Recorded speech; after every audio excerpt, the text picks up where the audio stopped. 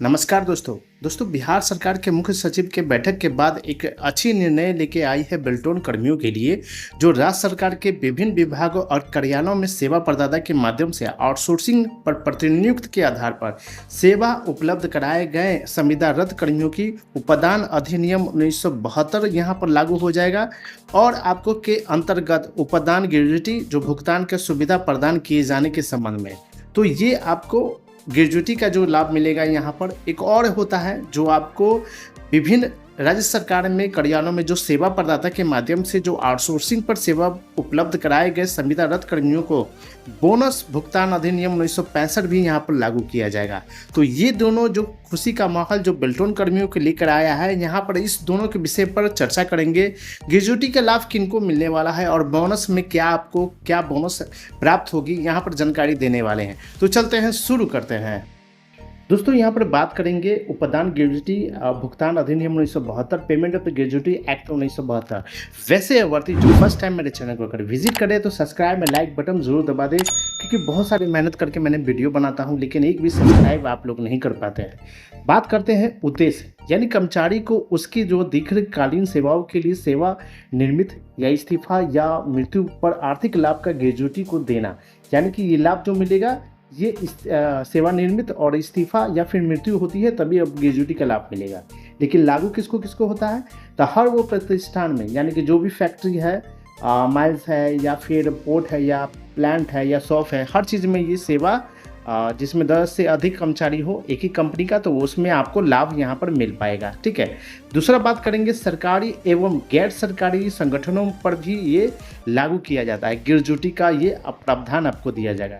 लेकिन मुख्य जो प्रावधान है यहाँ पर हम बात करेंगे कि आपको किस यहाँ पर कर्मचारी जो प्रथम में आप देख सकते हैं कि कर्मचारी ने कम से कम 5 वर्ष निरंतर सेवा की हो, यानी कि उस कंपनी में 5 वर्ष लगातार जब सेवा कर दिए होंगे तभी ग्रेच्युटी का लाभ आपको दिया जाता है। ऐसा नहीं है कि आप ज्वाइन किए और ग्रेच्युटी का लाभ आपको चालू हो जाएगा, ऐसा नहीं। 5 वर्ष उसी विभाग में कार्यरत हो और पूरी तरह से 5 वर्ष पूरा हो चुका हो तो ये फायदा देगा।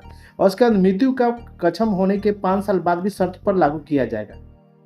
तो जिसका भी 5 वर्ष अगर हो चुका है और उनकी पूर्ण हो चुका है और मृत्यु हो चुकी है तो ये प्रावधान आपको ग्रेच्युटी का मिलेगा। ठीक है। तो ग्रेच्युटी में आपको कितने मिलेंगे, तो आपको हम यहाँ बता देते हैं। ग्रेच्युटी में अगर कोई भी प्रावधान हो जाता है तो 20 लाख से आपको 25 लाख रुपया आपको दिया जाएगा लाभ। ठीक है। ये लाभ आपको कार्यरत कर्मियों को 5 वर्ष जैसे पूर्ता है, कुछ भी हो जाता है, सेवानिवृत्त या इस्तीफा दे दिया या फिर मृत्यु हो गया, तो ये लाभ आपको मिलेगा। तो इतना पैसा आपको ग्रेच्युटी में मिलता है। ठीक है। तो ये कैलकुलेटिंग यहाँ पर दिखा रहा है, जिसमें हम लोग इस चीज़ के बारे में नहीं करेंगे। और ये जो होता है वर्तमान में संशोधन 2018 का 20 लाख तक यहाँ पर दिया जाएगा। और भुगतान का सह सीमा जो होती है ये कर्मचारी की सेवा समाप्त होने या रिटायर या मृत्यु से 30 दिन के अंदर में आपको ये लाभ आपको दिया जाएगा। कर्ज का छूट, यानी कि आयकर अधिनियम के अनुसार 20 लाख तक ग्रेच्युटी तक पर टैक्स नहीं है। कोई भी आपको 20 लाख रुपया मिलेगा तो कोई टैक्स आपको देना नहीं। दोस्तों बात करेंगे बोनस भुगतान अधिनियम 1965, payment of the bonus the act 1965 में क्या क्या लाभ दिया जाएगा बेल्टोन कर्मी के लिए। यानी कि 1985 में लिखा हुआ है कि असल अधिनियम 1965 का है, जिसमें कोई भी संशोधन हुए हैं, और 1985 में भी एक संशोधन हुआ था जिसमें, और ये उद्देश्य क्या है, कर्मचारी की उनकी उपदायित्वता लाभ और सेवाओं के लिए आधार पर बोनस देना ताकि उनका आय भी वृद्धि हो सके। ठीक है। लागू क्षेत्र में होता है, सभी फैक्ट्री में जो भी काम कर रहे हैं जिसमें आपको बताया है तो वहाँ भी लाभ हो सकता है। और सरकारी में, सरकारी कार्य या गैर सरकारी में जो काम कर रहे हैं उनके लिए भी ये लागू किया जाता है भुगतान अधिनियम 1965। ठीक थे। प्रमुख प्रावधान क्या है, यहाँ पर हम बात करें कर्मचारी ने साल में कम से कम 30 दिन काम किया हो। ठीक है। तो उनके लिए फ़ायदा है। उसके बाद केवल वही कर्मचारी जिनका वेतन बेसिक और डीए पर एक निश्चित सीमा वर्तमान में 21,000 प्रति माह तक हो। ठीक है। उस प्रति माह तक 21,000 मिलता हो, उनको ये लाभ दिया जाएगा। तो ये लाभ कब मिलेगा यहाँ पर हम बताते हैं। बोनस का दर यहाँ पर बताएंगे आपको कि न्यूनतम बोनस जो होती है 8.833। ठीक है। वेतन वार्षिक कमाई से न्यूनतम, यानी कि न्यूनतम, अधिकतम यानी कि होगा बोनस 20% वेतन वार्षिक कमाई, यानी कि आपको 8 से लेकर 20% तक आपको यहाँ पर लाभ दिया जाएगा। दोस्तों गणना के लिए वेतन सीमा, आपको बोनस की गणना अधिनियम 7,000 का न्यूनतम वेतन जो भी अधिक हो उस पर की जाती है। और उसके बाद भुगतान की समय सीमा होती है।